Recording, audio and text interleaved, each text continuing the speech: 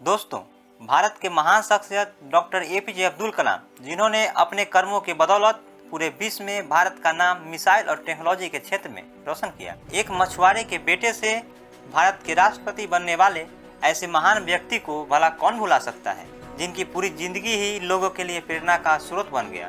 वे एक उच्च विचार वाले व्यक्ति थे, जिन्होंने तमिलनाडु के एक छोटे से गाँव में जन्म लिया था। अपनी लगन, मेहनत और उच्च सिद्धांत के कारण ही वे इस मुकाम तक पहुंचे। भारत के हर घर में उनका नाम सम्मान के साथ लिया जाता है। यहाँ का हर स्टूडेंट उनको अपना आदर्श मानता है।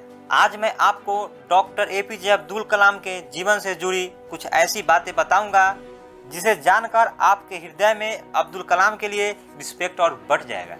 अब्दुल कलाम साहब ने इमारत के दीवार पर टूटे हुए शीशे के टुकड़े लगाने के सुझाव को ठुकरा दिया था, क्योंकि इससे दीवार पर बैठने वाले पक्षियों को चोट लग सकती थी। यह बात उस समय की है जब डॉक्टर एपीजे अब्दुल कलाम साहब defence research and development organisation में काम किया करते थे। तब भवन के सुरक्षा के लिए उनके साथ काम कर रहे अन्य लोगों ने इमारत की दीवार पर टूटी हुई शीशे के टुकड़े लगाने के बारे में सुझाव दिया था। लेकिन यह बात जब कलाम साहब को पता चली तो उन्होंने ऐसा करने से सबको रोका, क्योंकि ऐसा करने से उस दीवार पर बैठने वाले पंछी घायल हो सकते थे। दोस्तों, एक बार जब कलाम साहब ने स्कूल में अपना भाषण देने गए थे, उस समय स्कूल में लगभग 400 विद्यार्थी डॉक्टर एपीजे अब्दुल कलाम साहब का भाषण सुन रहे थे। लेकिन तभी वहां पर अचानक बिजली कट गई। लेकिन कलाम साहब ने अपना भाषण रोका नहीं और वह 400 छात्रों के भीड़ के बीच में चले गए और अपनी बुलंद आवाज में वहीं से भाषण को पूरा किया था। डॉक्टर एपीजे अब्दुल कलाम ने एक कुर्सी पर बैठने से इनकार कर दिया था। हुआ ये था कि आईआईटी वाराणसी के दीक्षांत समारोह में डॉक्टर कलाम साहब को मुख्य अतिथि चीफ गेस्ट के रूप में बुलाया गया था।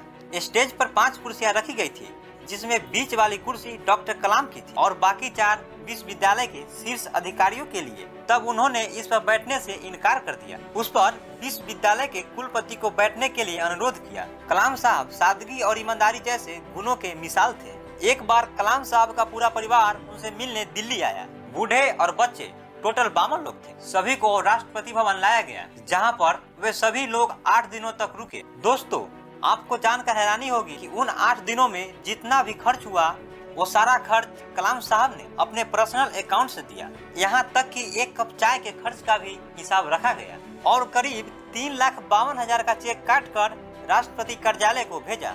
ऐसे थे हमारे कलाम साहब।